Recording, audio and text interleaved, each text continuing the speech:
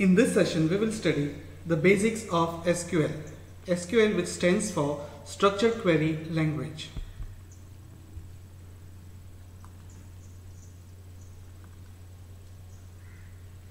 SQL is a language of relational database. SQL is the standard language which is used to access a database. Now basically there are three parts in an SQL.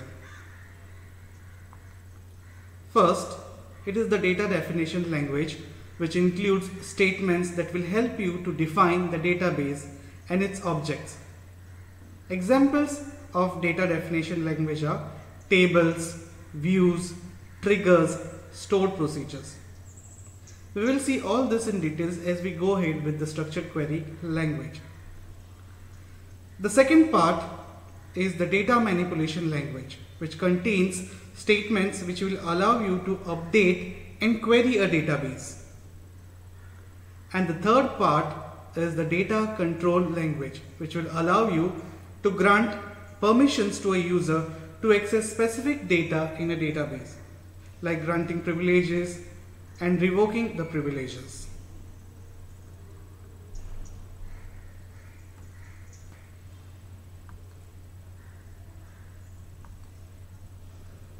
What is MySQL?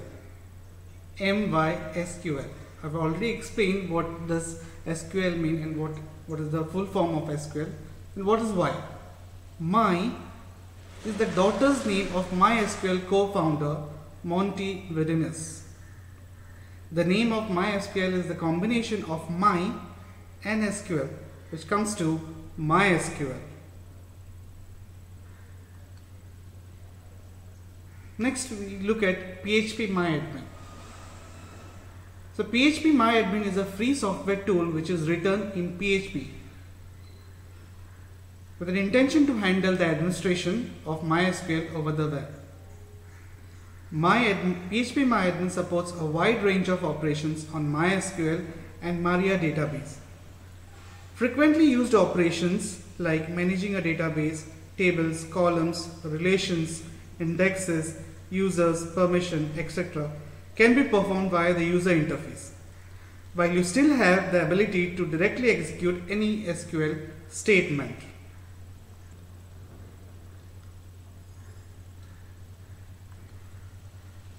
After the installation of XAMPP, you have to access the phpMyAdmin. Okay? So this is the layout of phpMyAdmin. On the left hand side, you get to see all the existing database which are there in the system after the installation of XAMPP. On the right hand side, you get to see which are the existing database over here also. If you are executing any SQL queries, then you will require to click on this SQL tab and write your queries. Which are the different users account can access over here. If you want to access if you want to export any database from this system to another system, then you require to export the database. So you make use of the export option. Similarly, to import some databases, you make use of the import option over here. So right now in this session, we will be working with DML statements. So basically what you have to do is you have to import a database. So the first thing what you do is you click on the import tab over here.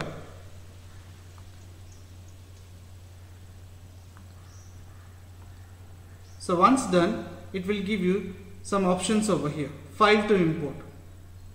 Browse your computer and click the selected file. I have already shared a file with you all. Okay. So you click on choose file. Select that particular file, scroll down and click on the go button. So once you choose your file, the name of the file will appear over here with an extension of .sql. Okay. You leave the other settings unattended. Okay. Do not change other settings, let it be the way it is.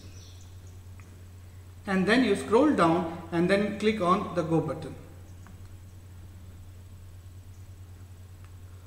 Once a successful import has been done, it will be shown to you with this particular message box saying that import has been successfully finished with whatever number of queries.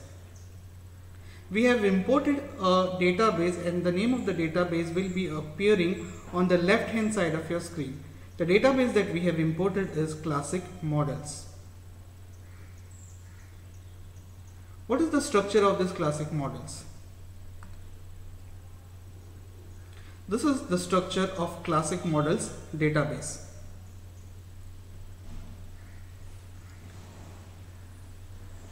The schema consists of the following tables. First is the customers table.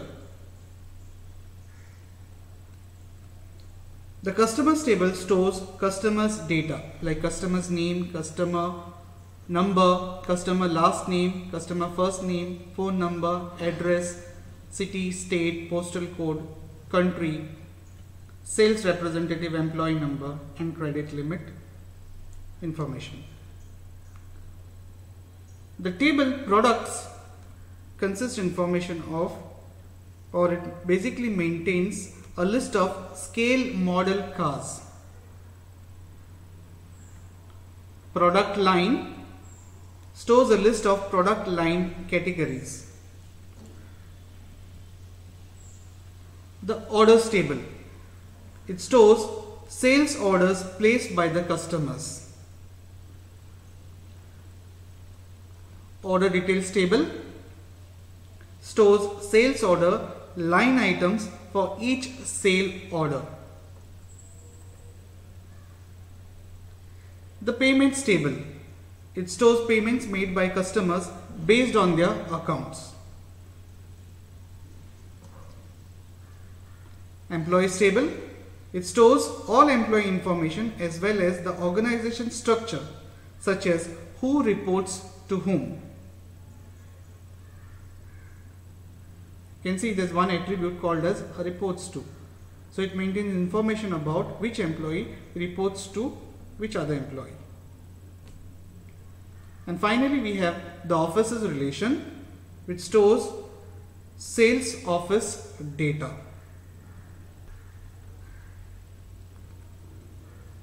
As you can see in the picture, all these tables are connected to each other using some kind of a line, like product lines is connected to products, then employee is connected to customers, employee is connected to offices, customer connected to orders, customers also connected to payments, order details connected to orders, and products connected to order details. This line indicates that there is some kind of association between various relations in this database. Okay. Now, with respect to each table or each relation, there must be a primary key. If you can look at the first table, that is the customers table, you can see that the primary key in this table is customer number, that is shown with an yellow symbol. Now, there is an association between the customers table and the orders table with the help of this line. Okay. Now what you can see is the customer number, which is a primary key over here, is mentioned as a foreign key in the orders table using this particular notation. That is why this particular line is connected between these two relations. Now this particular line indicates that it is one-to-many relation. One customer can place many orders.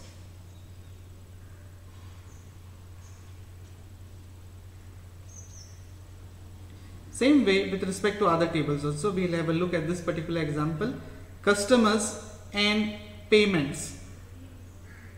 Now in this case, customer number is a primary key of the customers table and customer number is also a key which is used in the payments table. But now in this case, along with the customer number, we have the check number also, which together work as a primary key in this relation. So basically, the customer number is a foreign key in this particular table.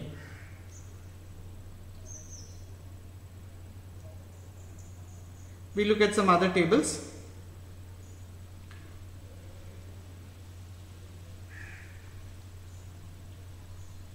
we look at the orders table over here. In the orders table, the primary key is order number and the product code.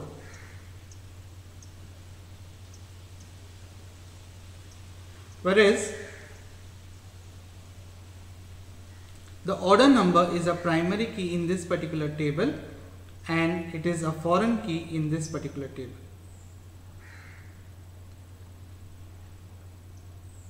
In order details, the order number and the product code together act as a key. So basically information about the order will be mentioned over here and the details of the orders are mentioned in the order details table. Look at the line that is connecting them. It is 1:many. So order number will be 1, but the details will be n number. So the details of the order will be mentioned in the order details table. Okay. So we will be using this particular database to work with our DML statements. Okay, now let's have a look at the first DML statement, that is the select statement. Now this is a general syntax of select statement.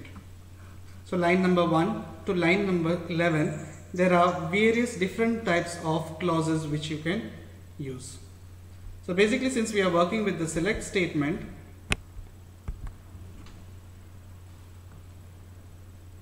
we will be working with statement 1, 2, 3 and 4. Line number 5 to line number 11, all these clauses are optional. Okay. So we will look at each clause as we go ahead with the DML statements. Let's have a look at the select statement more in detail. So select space, select a list from table name. First you start with the select keyword. So this is a keyword select. The keyword has a special meaning in MySQL. In this case, select instructs MySQL to retrieve data. Next, you have space. Over here, there's a space. And then a list of columns or expression that you want to show in the result. So in the select a list, it will be your column list or it will be an expression. Now when I say column list is nothing but the attributes of a relation. Then you have the from keyword, space and the name of the table. Finally, you have a semicolon at the end of each statement.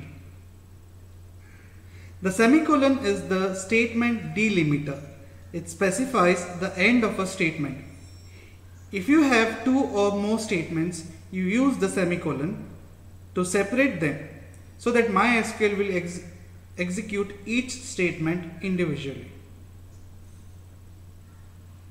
In the select statement, the select and from are keywords. So we have select statement and the from, which are keywords and are written in capital letters. Basically, it is just about formatting. The uppercase letters make the keywords stand out. Since SQL is not case sensitive language, you can write the keywords in lowercase also, probably to make a difference so that you are able to, if in case there is any error, you should be able to identify the errors. That's why I prefer writing the keywords in uppercase.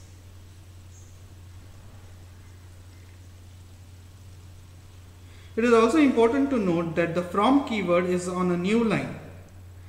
MySQL does not require this. However, placing the from keyword on a new line will make the query easier to read and simpler to maintain.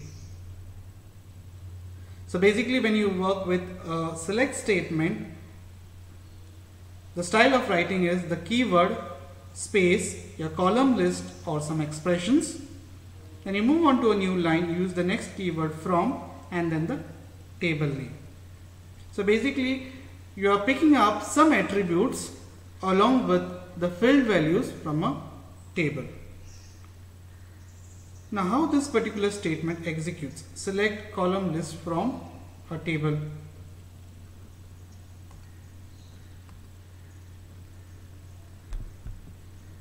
When evaluating the select statement, MySQL evaluates the from clause first and then the select clause. Even though we write the statement as select column 1, column 2 from table name, when the execution begins, the from clause executes first, followed by the select statement. So basically what the query will do is, it will first select the tables, and from that particular table it will pick up your attributes.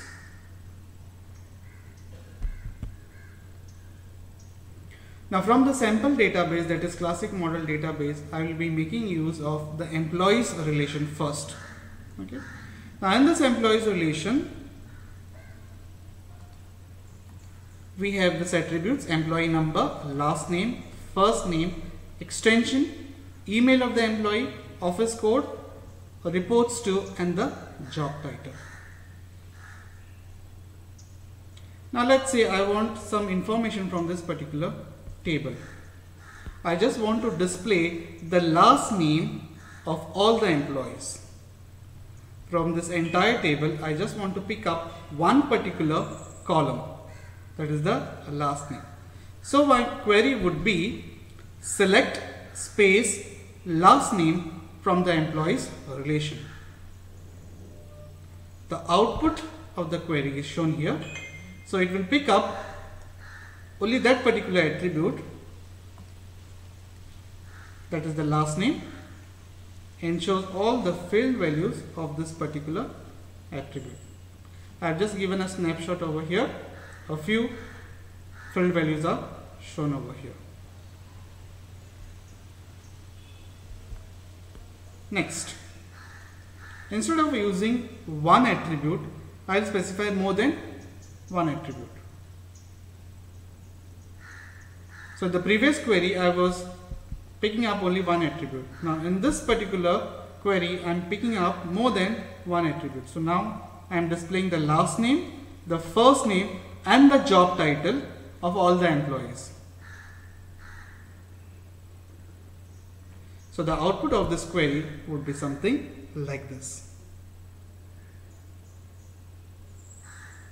Even though the employee table has many columns, the select statement just returns data of 3 columns of all rows in the table as highlighted by this following picture. So it goes to this particular table, picks up last name, first name, and the job title, and information from all the rows is picked up.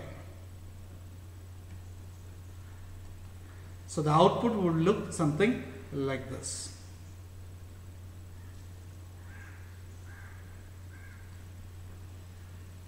Now, instead of specifying one or two attributes, let's say my requirement is to display the entire table. Now, how would I write that particular query? Okay. So instead of saying select column 1, column 2, column 3 from a particular table, so this column list, I'll replace it with a star. The star indicates all the attributes of a particular table. So in the previous two queries, I displayed the first name, last name, and only the job title.